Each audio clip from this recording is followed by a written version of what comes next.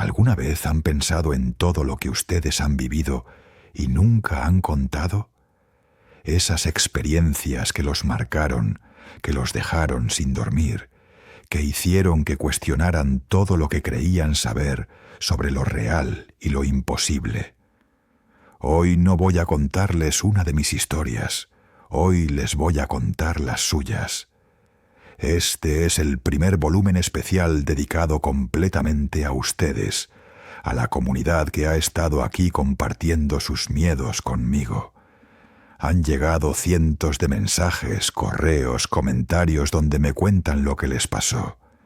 Historias que merecen ser escuchadas, que necesitan salir a la luz, porque el silencio a veces pesa más que el miedo mismo. Seleccioné 5 relatos para este primer volumen, 5 experiencias que me pusieron la piel de gallina cuando las leí. Cada una es diferente, cada una tiene su propio sabor de terror, pero todas comparten algo, son reales, o al menos así las vivieron quienes me las enviaron. La primera historia viene de Manuel, un camionero de Durango, que me contactó hace unos meses. Me escribió a las 3 de la mañana. Decía que no podía dormir, que necesitaba sacar esto de su pecho, porque llevaba meses dándole vueltas. Lo que le pasó fue en agosto de 2023, durante uno de sus recorridos nocturnos por carreteras secundarias. Manuel lleva más de 15 años manejando de noche. Conoce cada curva, cada pueblo fantasma, cada tramo peligroso de esas rutas que la mayoría evita. Él me contó que esa noche salió más tarde de lo normal de Durango, rumbo a Torreón. Eran pasadas las 11, cuando decidió tomar un atajo que conocía bien, una carretera vieja que ya casi nadie usa desde que abrieron la autopista nueva. La razón por la que tomó esa ruta fue simple. Necesitaba llegar antes del amanecer, y ese camino le ahorraba casi 1 hora de viaje. Lo que no sabía es que esa decisión lo pondría frente a algo que ningún mapa puede advertir. Según Manuel, los primeros 40 minutos fueron normales, sin tráfico, solo él y el zumbido constante del motor de su camión. La carretera estaba en mal estado como siempre, con baches que conocía de memoria y curvas cerradas que había recorrido 1000 veces. Pero entonces comenzó a notar algo extraño. El paisaje no cambiaba. Esa sensación la describió como estar manejando en círculos, aunque él sabía que iba en línea recta porque no había tomado ninguna desviación. Fue cuando pasó por tercera vez frente al mismo poste de luz quebrado que el miedo realmente empezó a asentarse en su estómago. Manuel frenó el camión y se bajó a revisar, pensando que tal vez se había equivocado de camino o que el cansancio le estaba jugando una mala pasada. El aire afuera estaba denso, pesado, y había un silencio que no era natural para esa zona. Normalmente escucharía grillos, el viento entre los mezquites, algo, pero esa noche no había nada más que ese silencio espeso que parecía absorber hasta el sonido de su propia respiración. Encendió una linterna y caminó hacia el frente del camión para orientarse. Fue entonces cuando vio las marcas en el pavimento, unas líneas blancas que no recordaba haber visto antes. No eran de pintura vial normal, eran símbolos, patrones que se repetían cada pocos metros, formando algo que parecía un diseño deliberado. Manuel me dijo que sintió un escalofrío que le recorrió la espalda cuando se dio cuenta de que esos símbolos brillaban levemente en la oscuridad, como si tuvieran luz propia. Decidió subirse al camión y seguir adelante, pero esta vez aceleró más de lo prudente. Necesitaba salir de ahí, necesitaba que el paisaje cambiara, que apareciera algo reconocible. Pero mientras más avanzada, más densa se volvía la oscuridad alrededor. Las luces del camión parecían no alcanzar muy lejos, como si algo estuviera absorbiendo la luz antes de que pudiera iluminar el camino. Y entonces vio la figura. Estaba parada en medio de la carretera, a unos 50 metros de distancia. Manuel pisó el freno con fuerza. El camión derrapó un poco antes de detenerse completamente. La figura no se movía, solo estaba ahí, una silueta negra recortada contra la oscuridad aún más profunda. No podía distinguir detalles, no podía ver si era hombre o mujer, solo sabía que algo estaba ahí esperando. Durante casi un minuto completo se quedó paralizado, con las manos aferradas al volante y el corazón martilleándole en el pecho. Lo que pasó después fue lo que realmente lo quebró. La figura comenzó a caminar hacia el camión, pero no lo hacía de forma normal. Manuel describió el movimiento como antinatural, como si sus piernas se doblaran en ángulos que no debían ser posibles. Con cada paso que daba, los faros del camión parpadeaban, y en esos parpadeos la figura parecía acercarse más rápido de lo que sus pasos indicaban. Fue en ese momento que Manuel decidió que prefería estrellarse contra lo que fuera antes que quedarse ahí. Pisó el acelerador a fondo y cerró los ojos por un segundo antes del impacto que nunca llegó. Cuando los abrió, estaba en la carretera principal, la autopista nueva, con el tráfico normal de la madrugada alrededor. Su GPS marcaba que había perdido casi 2 horas, pero él jura que no pasaron más de 20 minutos desde que entró a ese atajo hasta que salió. Revisó las cámaras de su camión días después, pero los archivos de esa noche estaban corruptos, no mostraban nada más que estática. Manuel me dijo que desde esa noche no ha vuelto a tomar atajos, que prefiere llegar tarde antes que arriesgarse a perderse otra vez en lo que sea que haya ahí afuera. Dejó de manejar solo de noche. Ahora siempre lleva un copiloto, aunque nunca le ha contado a nadie más lo que vivió esa madrugada. El miedo que escuché en sus palabras cuando me escribió era real. Ese tipo de miedo que no se inventa, que se queda pegado a la piel mucho después de que el peligro ha pasado. Esta es solo la primera de las 5 historias que compartiremos hoy. La siguiente viene de Veracruz, de una casa que guarda secretos que solo los niños pueden ver. La segunda historia de hoy viene de Carolina, una chica de 24 años que vive en Veracruz. Me escribió en un tono que mezclaba frustración con miedo, ese tipo de enojo que viene de no haber sido creída cuando más lo necesitaba.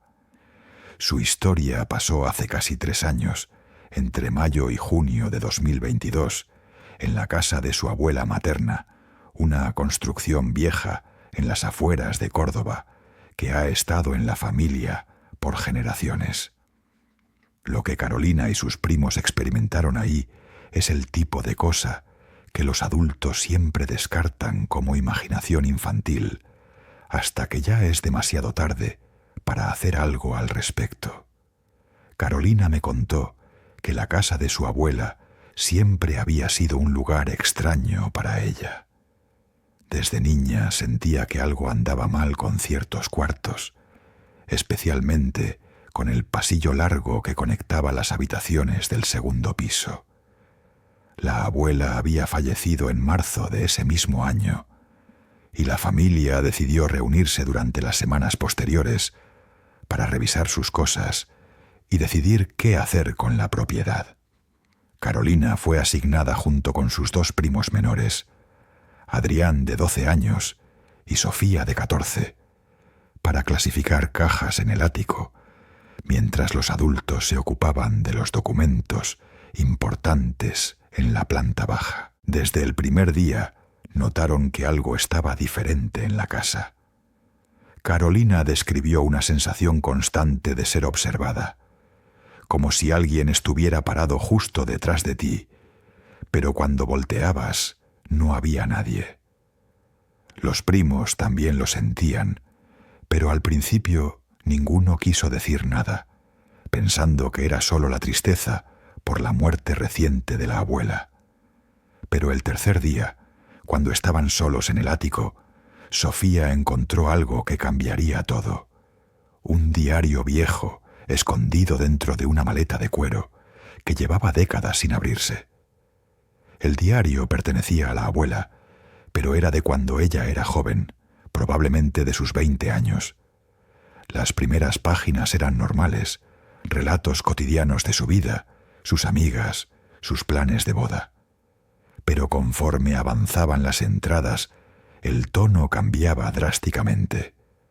Comenzó a escribir sobre voces que escuchaba en la noche, sobre sombras que se movían por el pasillo sin hacer ruido, sobre una presencia que ella llamaba la señora del espejo. La abuela escribía con terror evidente, con frases que se volvían cada vez más desesperadas, suplicando que la dejaran en paz. Carolina me dijo que leyeron el diario en voz alta entre los tres, sentados en el piso polvoriento del ático. Fue cuando Adrián leyó la parte donde la abuela describía cómo la señora del espejo le hablaba a través del reflejo del tocador antiguo que escucharon el primer golpe. Venía de abajo, del segundo piso, un sonido seco, como si alguien hubiera golpeado una puerta con fuerza. Los tres se quedaron inmóviles, conteniendo la respiración, esperando escuchar los pasos de algún adulto investigando, pero no llegó nadie. Solo hubo silencio, y luego otro golpe, este más cerca, como si estuviera subiendo las escaleras hacia el ático. Bajaron corriendo a buscar a sus padres, pero cuando llegaron, todos les dijeron que no habían escuchado nada. Los adultos estaban en la cocina discutiendo sobre la venta de la casa, demasiado ocupados para prestarles atención real. Carolina recuerda la impotencia de ese momento, la sensación de saber que algo grave estaba pasando, pero no tener forma de hacer que los demás lo entendieran. Decidieron no volver al ático ese día, pero el diario se lo llevó Carolina escondido en su mochila, con la intención de seguir leyéndolo en casa. Esa noche, mientras los adultos cenaban en el comedor, los tres primos se reunieron en la habitación que compartían. Carolina continuó leyendo el diario y descubrió que su abuela había intentado deshacerse de la señora del espejo, cubriéndolo con una sábana, pero eso solo había empeorado las cosas. Las voces se volvieron gritos, los objetos comenzaron a moverse solos, y la presencia se manifestaba ahora en todos los espejos de la casa. La última entrada del diario era de julio de 1958, y terminaba abruptamente con una sola frase repetida 15 veces. Ella no me deja dormir. Fue entonces cuando escucharon el rasguño. Venía de adentro del armario de la habitación, un sonido constante como uñas largas, arrastrándose contra la madera desde dentro. Sofía empezó a llorar, Adrián se quedó paralizado, y Carolina fue la única que tuvo el valor de acercarse. Me dijo que cuando puso la mano en la manija del armario, sintió un frío que le quemaba la palma, pero aún así la giró y abrió la puerta de golpe. Adentro no había nada más que la ropa vieja de la abuela, pero el espejo de cuerpo completo que estaba montado en la parte interior de la puerta mostraba algo diferente. En el reflejo podían ver la habitación tal como estaba, pero había una cuarta figura parada en la esquina junto a la ventana. Era una mujer alta, con el cabello largo y negro que le cubría la cara, vestida con algo que parecía un camisón blanco manchado. Carolina describió que la figura no se movía, pero podía sentir sus ojos clavados en ellos a través del cabello.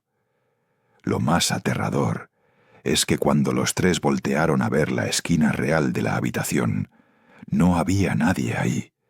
Solo el reflejo mostraba a la mujer parada en silencio. Gritaron por ayuda, y esta vez los adultos sí subieron corriendo. Pero para cuando llegaron, el reflejo había vuelto a la normalidad y la figura había desaparecido. Los padres los regañaron por asustar a todos. Dijeron que era una broma de mal gusto, considerando que acababan de perder a la abuela. Nadie les creyó, ni siquiera cuando Carolina mostró el diario. Los adultos lo descartaron como las fantasías de una mujer que probablemente sufría de ansiedad en su juventud. Nada más que eso. La familia terminó vendiendo la casa 2 meses después. Carolina me dijo que ninguno de los 3 primos ha vuelto a hablar de lo que vieron esa noche, que es un tema que quedó enterrado por el miedo y la vergüenza de no haber sido creídos. Pero ella todavía tiene el diario, lo guarda en una caja de seguridad en su departamento.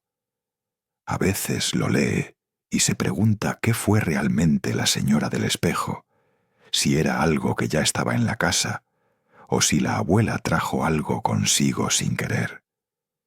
Lo que sí sabe es que hay cosas que los adultos no quieren ver, y esa negación no hace que dejen de existir. La tercera historia nos lleva a un lugar muy diferente, a una bodega industrial en Monterrey, donde el silencio nocturno esconde presencias que ninguna cámara de seguridad debería captar. Roberto es vigilante nocturno en Monterrey, una chamba que lleva haciendo desde hace 8 años. Me contactó después de ver varios de mis videos. Decía que necesitaba contar lo que le pasó, porque ya no aguantaba guardárselo solo para él.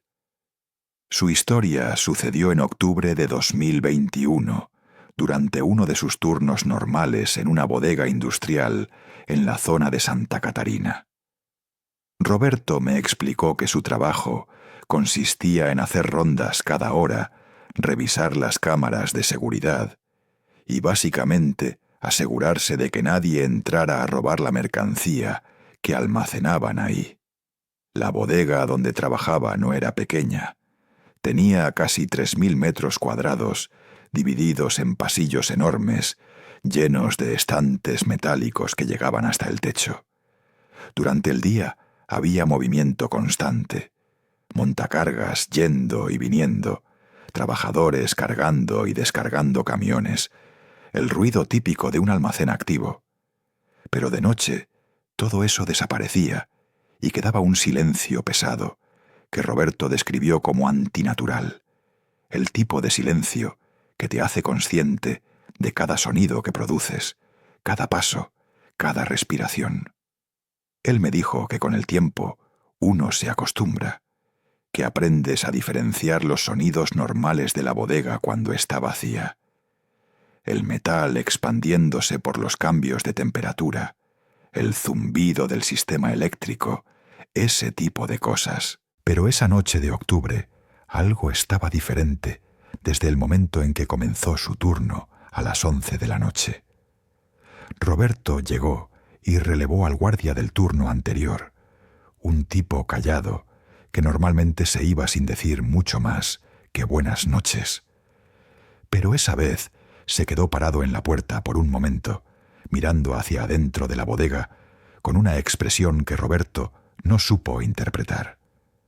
Le preguntó si todo había estado tranquilo, y el otro guardia solo asintió. Pero antes de irse, le dijo algo extraño. Si escuchas pasos en el pasillo 7, no vayas a investigar, solo espera a que paren. Roberto pensó que era una broma pesada, el tipo de cosas que los guardias nocturnos se dicen entre ellos para pasar el rato, pero la seriedad en la voz del otro tipo le dejó una sensación incómoda. Las primeras 2 horas fueron normales.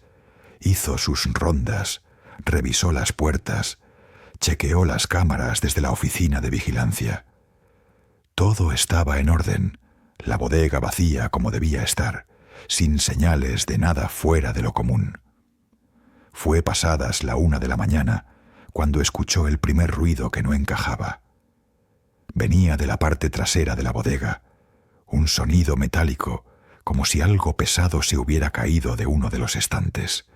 Roberto agarró su linterna y su radio, siguió el protocolo que le habían enseñado y se dirigió hacia el área donde había escuchado el ruido. Cuando llegó al pasillo donde creía que había sido el ruido, encontró todo en su lugar. Los estantes estaban llenos de cajas y mercancía, perfectamente ordenada, nada en el suelo, ninguna señal de que algo se hubiera movido. Iluminó con la linterna desde el principio hasta el final del pasillo. Revisó las etiquetas de los estantes. Caminó despacio buscando cualquier cosa fuera de lugar, pero no había nada. Eso fue lo que más lo inquietó, porque Roberto jura que el sonido había sido fuerte, lo suficientemente fuerte como para despertar a alguien si estuviera durmiendo, pero no había rastro de qué lo había causado. Regresó a la oficina de vigilancia y decidió revisar las grabaciones de las cámaras para ver si habían captado algo. Retrocedió la grabación del pasillo donde había estado hace unos minutos. Vio su propia imagen caminando y revisando, pero cuando llegó al momento justo antes de que él apareciera en cuadro, vio algo que le heló la sangre. En la pantalla, clara como el día, había una figura al final del pasillo. No era una sombra, no era un efecto de la luz mala. Era una persona parada completamente inmóvil, mirando directamente a la cámara. Roberto me dijo que sintió el estómago encogiéndose cuando se dio cuenta de que esa figura había estado ahí mientras él caminaba por ese pasillo, y él no había visto a nadie. Pausó la grabación y amplió la imagen lo más que pudo. La figura era alta, vestía algo oscuro, pero lo que más le impactó fueron los ojos. Incluso con la calidad regular de la cámara de seguridad, podía ver que los ojos de esa persona brillaban, reflejaban la luz de una forma que no era normal. Intentó convencerse de que era un intruso, que alguien había entrado a robar y simplemente no lo había visto en la oscuridad. Pero entonces la figura hizo algo que no tiene explicación. Desapareció. No salió caminando del cuadro, no se escondió detrás de un estante, simplemente dejó de estar ahí de un fotograma al siguiente. Roberto me contó que en ese momento consideró seriamente llamar a la policía o al supervisor. Pero, ¿qué les iba a decir? ¿Que vio a alguien en la cámara que luego desapareció, como por arte de magia? Sabía que no le iban a creer, que probablemente pensarían que se había quedado dormido y estaba confundiendo un sueño con la realidad. Así que decidió seguir con su trabajo, completar el turno, pero esta vez mantenerse en la oficina de vigilancia, monitoreando las cámaras en lugar de hacer las rondas físicas. Durante la siguiente hora, revisó cada cámara obsesivamente, cambiando de una a otra cada pocos segundos, buscando cualquier movimiento anormal. Fue en la cámara del pasillo 7, exactamente el pasillo que el guardia anterior le había mencionado, donde vio los pasos. No vio a nadie caminando, pero en la pantalla podía ver claramente cómo el polvo del suelo se levantaba en patrones de pisadas, como si alguien invisible estuviera caminando por el pasillo. Los pasos iban lentos, deliberados, y Roberto podía escuchar a través del sistema de audio de las cámaras un sonido de arrastre, como si lo que fuera que estaba caminando arrastrara algo pesado detrás.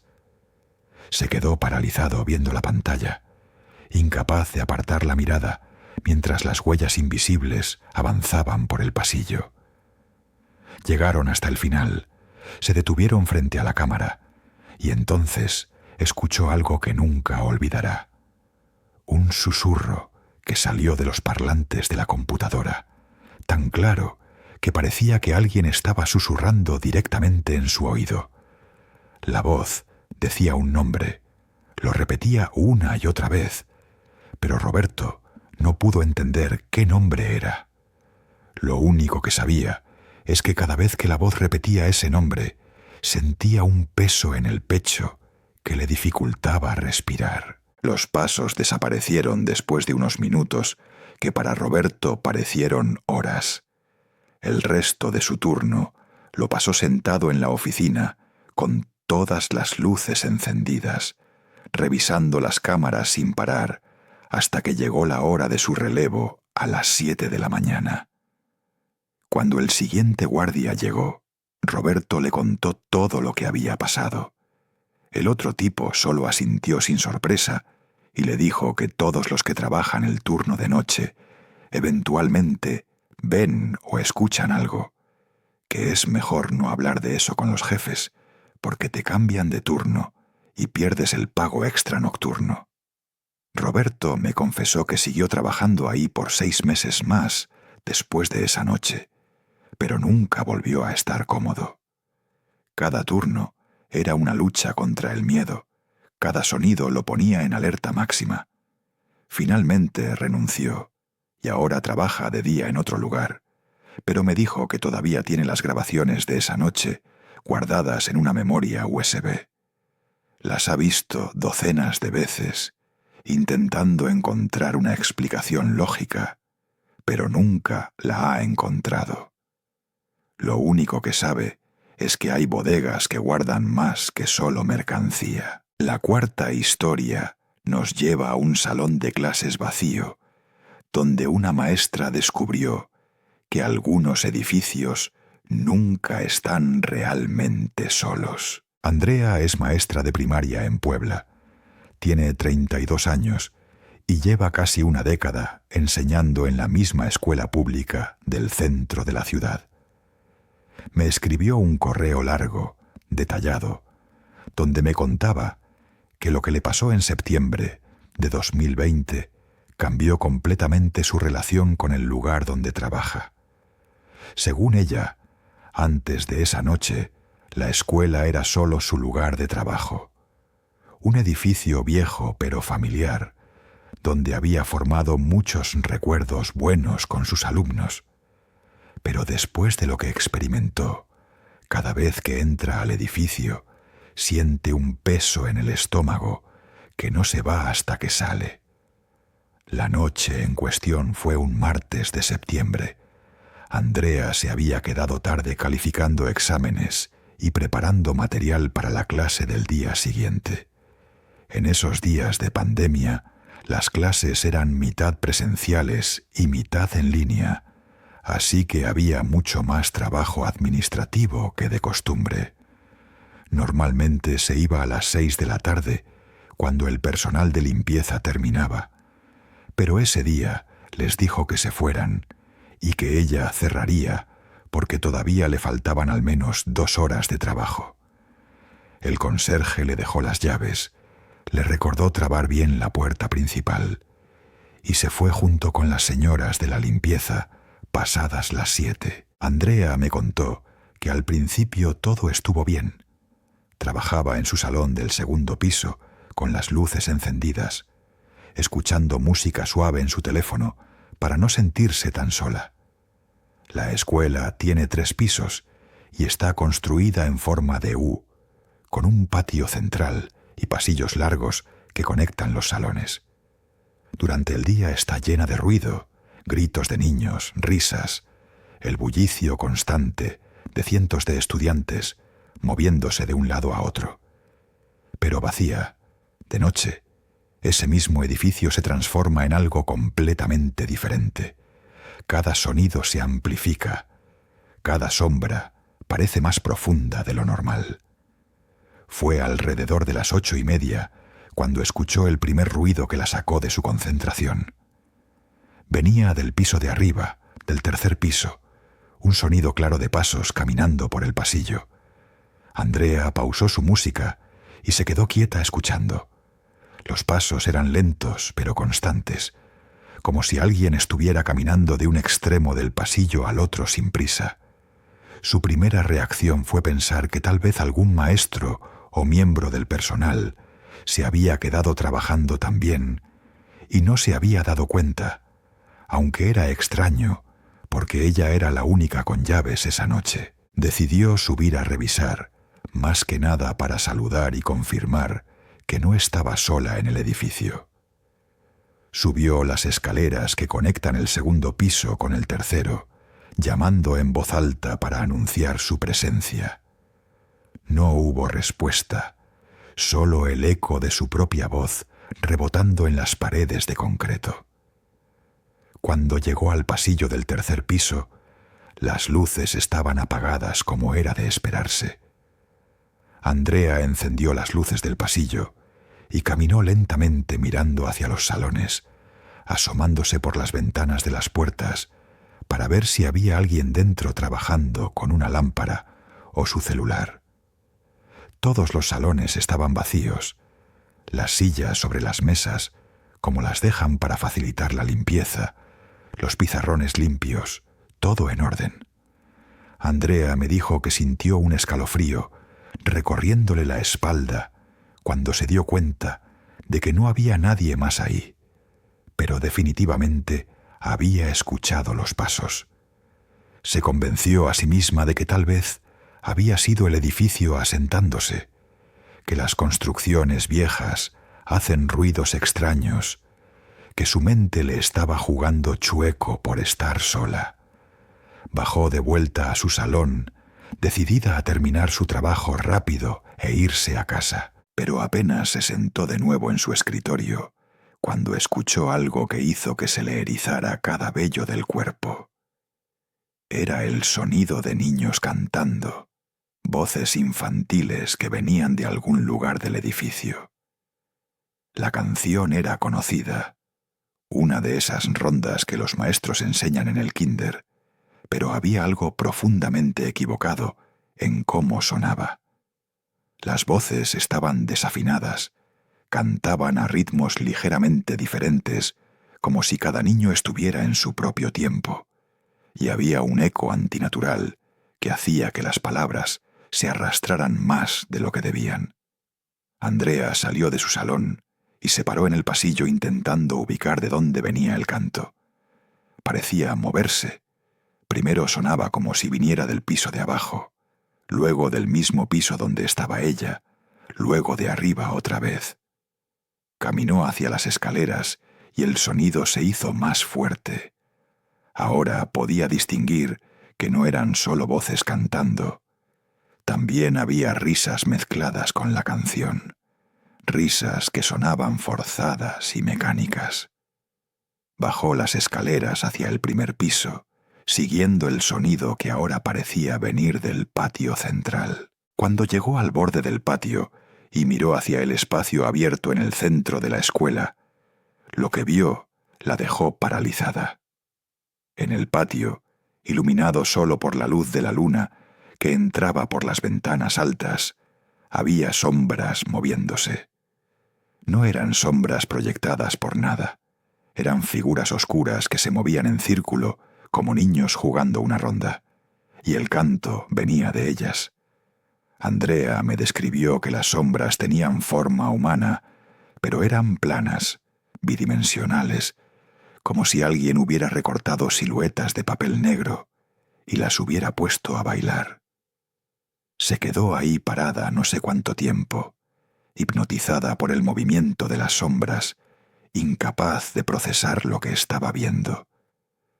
Fue cuando una de las sombras se separó del círculo y comenzó a moverse hacia ella que finalmente reaccionó. La sombra se deslizaba por el suelo del patio, acercándose rápido, y Andrea jura que aunque no tenía cara, podía sentir que la estaba mirando directamente.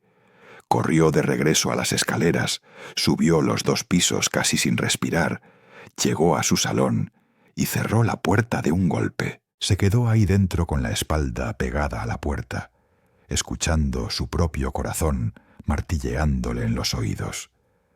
El canto había parado. Todo el edificio estaba en silencio otra vez. Pero ese silencio era peor que los ruidos, porque Andrea sabía que algo estaba ahí afuera esperando. Agarró su celular para llamar a alguien, a su esposo, a la policía, a quien fuera, pero no tenía señal.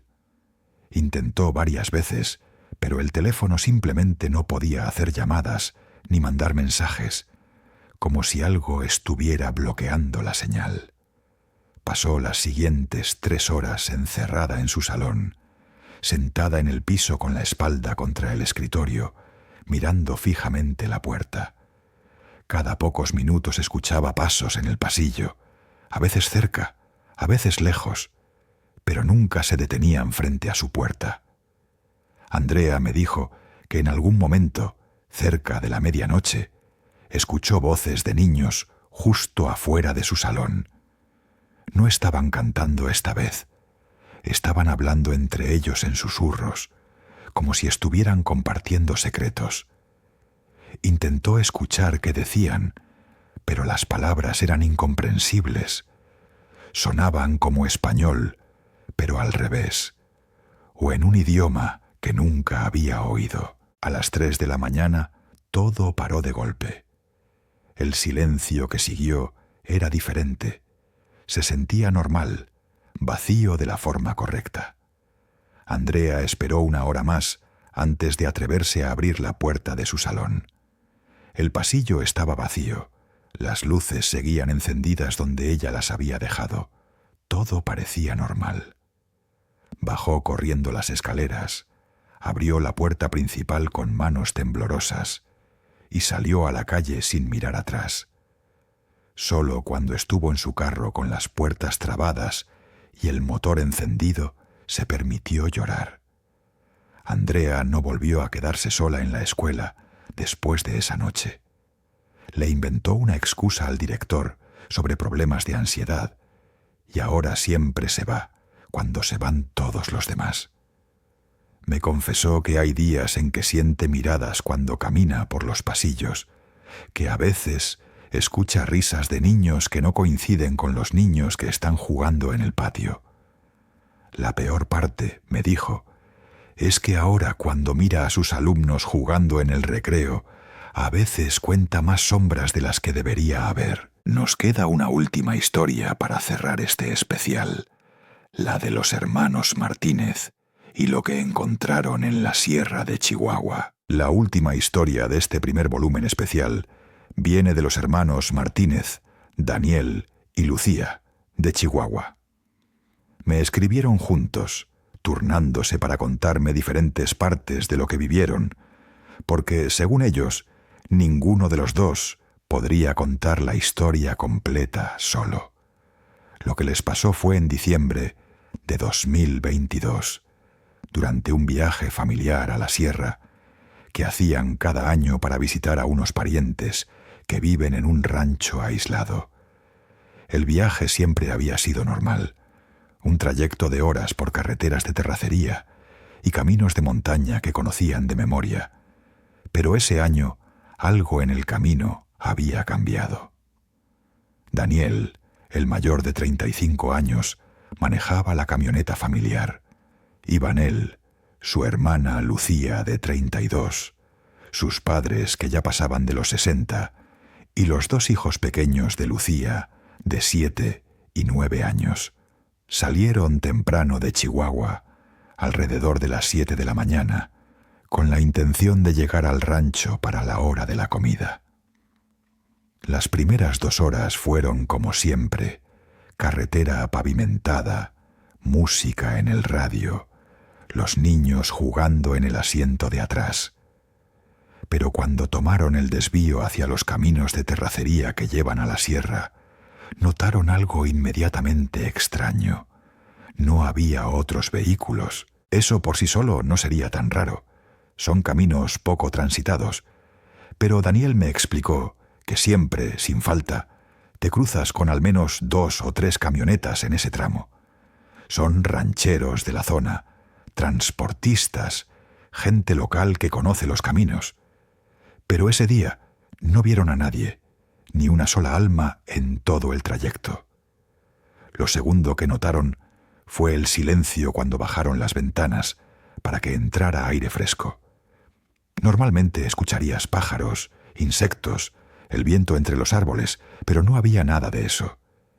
La sierra estaba completamente silenciosa, como si todos los animales se hubieran escondido o huido. Lucía fue la primera en ver las marcas en los árboles.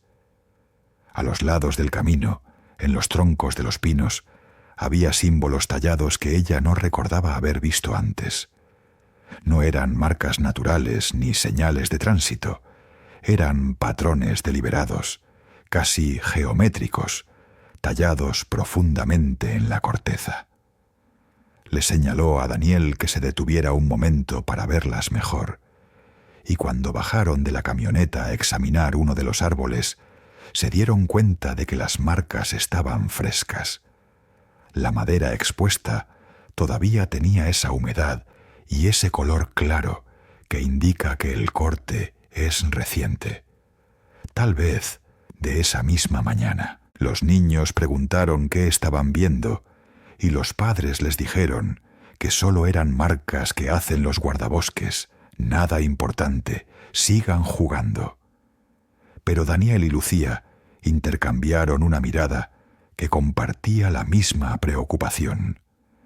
Esas marcas estaban en todos los árboles que alcanzaban a ver, formando una línea a ambos lados del camino, como si estuvieran delimitando algo. Decidieron seguir adelante. Ya estaban más de la mitad del camino y no tenía sentido regresar, pero Daniel aumentó un poco la velocidad, tratando de pasar ese tramo lo más rápido que las condiciones del camino permitieran. Fue media hora después cuando la camioneta empezó a fallar. El motor tosía, perdía fuerza, y Daniel tuvo que orillarse porque el vehículo simplemente se apagó.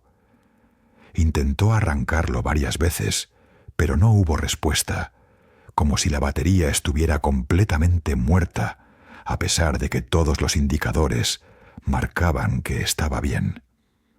El padre de Daniel, que había sido mecánico toda su vida, bajó a revisar el motor. Lo que encontró no tenía sentido. Todo estaba en perfecto estado. No había ninguna razón técnica para que el motor no arrancara. Mientras estaban ahí parados al lado del camino, discutiendo qué hacer, Lucía notó que su brújula de mano, que siempre llevaba en su mochila, estaba actuando de forma extraña.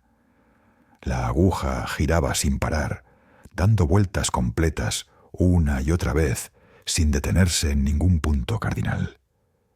Sacó su teléfono para intentar usar el GPS, pero no tenía señal, lo cual era normal en la sierra. Pero lo extraño era que el GPS tampoco podía ubicar su posición. La aplicación mostraba su ubicación en medio del Océano Pacífico, a miles de kilómetros de donde realmente estaban. Los niños fueron los primeros en verlo. El más pequeño jaló la manga de Lucía y señaló hacia el bosque a un lado del camino. Entre los árboles, a unos 50 metros de distancia, había algo moviéndose. No caminaba como una persona o un animal. Se movía de árbol en árbol de una forma fluida, como si se deslizara o flotara. Era difícil distinguir su forma exacta, porque parecía cambiar. A veces se veía humanoide, alto y delgado, y otras veces se expandía y se hacía más grande que los árboles mismos. Lo único constante era que se estaba acercando a ellos. Daniel me dijo que el miedo que sintió en ese momento fue primordial, instintivo, el tipo de terror que te dice que estás frente a un depredador. Gritó a todos que subieran a la camioneta, cerró las puertas con seguro y volvió a intentar arrancar el motor con manos temblorosas. La cosa en el bosque se había detenido en el límite de los árboles, justo donde empezaba el camino, como si hubiera una línea invisible que no podía o no quería cruzar. Desde esa distancia podían ver que brillaba levemente, una luminiscencia azul verdosa que pulsaba como si tuviera corazón. El motor arrancó de golpe, sin explicación, como si nunca hubiera estado muerto. Daniel aceleró sin mirar atrás, levantando una nube de polvo en el camino. Lucía volteó a ver por el espejo lateral, y lo que vio la marcó para siempre. La cosa no se había quedado atrás. Los estaba siguiendo, pero manteniéndose siempre en el bosque, moviéndose paralela al camino a una velocidad que no debería ser posible.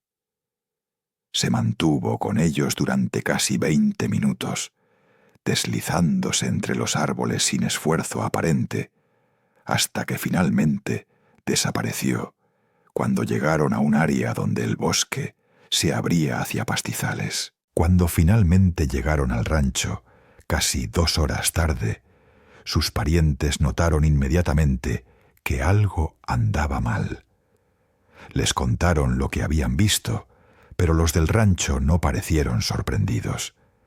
Les dijeron que en las últimas semanas varios rancheros habían reportado cosas extrañas en esa zona de la sierra: animales comportándose raro, luces en el bosque de noche, marcas en los árboles. Algunos decían que era cosa de narcotraficantes marcando territorio. Otros hablaban de cosas más antiguas, de leyendas de la región sobre guardianes del bosque que no quieren que la gente entre a ciertas áreas. Los Martínez se quedaron en el rancho solo 2 días en lugar de la semana que habían planeado. En el viaje de regreso, tomaron la carretera pavimentada más larga que rodea la sierra, añadiendo 3 horas al trayecto, pero evitando por completo los caminos donde habían tenido el encuentro. Daniel me dijo que desde entonces ha investigado sobre fenómenos similares en la zona y ha encontrado relatos de otros que han visto cosas parecidas, pero nunca hay explicaciones concretas. Lo único que sabe con certeza es que hay lugares en la sierra donde no deberías estar, y algo en ese bosque estaba dejando muy claro que ellos no eran bienvenidos. Y con esto llegamos al final de este primer volumen especial de historias de ustedes, de la comunidad. Quiero agradecer profundamente a Manuel, Carolina, Roberto, Andrea y los hermanos Martínez por confiar en mí sus experiencias, por atreverse a compartir lo que vivieron sabiendo que muchos no les creerán. Sus historias son importantes, son reales para ustedes, y eso es lo que importa. Si llegaste hasta aquí y tienes tu propia historia que contar, quiero escucharla. Para el volumen 2, necesito que me envíen sus relatos por escrito a mi correo que aparece en la descripción de este video. La historia debe tener máximo 1500 palabras, debe incluir tu nombre o apodo, tu ubicación general sin ser específico, la fecha aproximada de cuándo pasó y los detalles más importantes de tu experiencia. Si tu historia es seleccionada, te daré crédito completo en el video y tu experiencia será escuchada por miles de personas. La promesa es simple. Si este volumen tiene buena respuesta, si ustedes demuestran que quieren más de esto, haré el volumen 2 sin dudarlo. Las historias están ahí afuera, solo necesitan ser contadas.